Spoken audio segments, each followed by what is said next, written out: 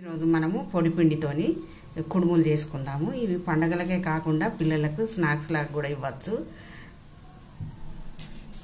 Stove వెలిగించి stove పై ఒక కడాయి పెట్టి 1 కప్పు వాటర్ పోసుకుందాం.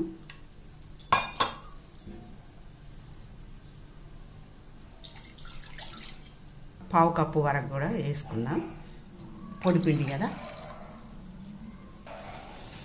నీళ్లు మరుగుతున్నప్పుడు ముందుగా నానబెట్టుకున్న పచ్చి శనగపప్పును ఈ వాటర్లో వేసేద్దాం.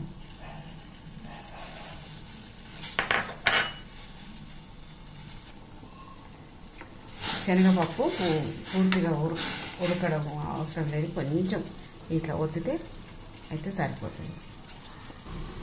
ఇప్పుడు ఇందులో కొంచెం కొబ్బరి పొడి వేసుకుందాం. ఎండు కొబ్బరి అయినా పర్వాలేదు, పచ్చి కొబ్బరి అయినా పర్వాలేదు. ఇప్పుడు 1/4 కప్పు దాకా బెల్లం వేసుకుందాం.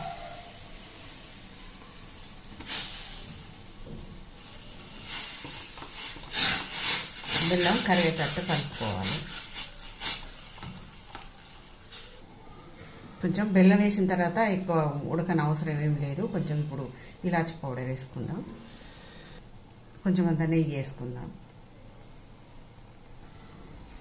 ఇప్పుడు బియ్యం పిండి వేసేసుకుందాం.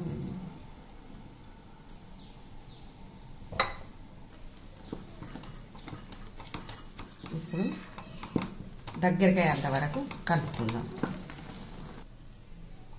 ఇప్పుడు పిండి అంతా కలిసిపోయింది.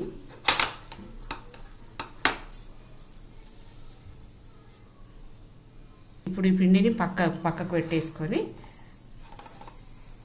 కుడుములు ఆవిరి మీద ఉడికించుకోవాలి కాబట్టి ఇడ్లీ పాత్ర లేకుండా ఇట్లాంటి గిన్నెలో వాటర్ పెట్టి వేడెక్కింది, మరుగుతుంది. ఇప్పుడు దీనిపైన ఒక జల్లి గిన్నె పెట్టుకుందాము. ఇందులో ఒక అరిటాకు వేసుకుందాం. ఇప్పుడు ఈ అరిటాకు పైన కుడుములు ఈ విధంగా ఒత్తుకొని ఒకదాని పక్కన ఒకటి పెట్టుకుందాం.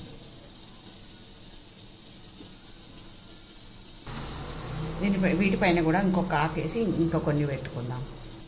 ఇప్పుడు కొన్ని ఇట్లా కుడుముల్లాగా కూడా చేసుకుందాం, ముట్టిగలాగా. మూత పెట్టేసి ఉడికించుకుందాం. ఉడికినాయో లేదో చూద్దాం. ఇప్పుడు ఉడికిపోయినాయి మంచిగా. వేరే ప్లేట్లోకి తీసేసుకుందాం. ఇప్పుడు అన్నీ ఈ గిన్నెలోకి తీసేసుకుందాం. ఇప్పుడు టేస్టీ కుడుములు రెడీ అయిపోయినాయి. ఒకసారి చూద్దాం.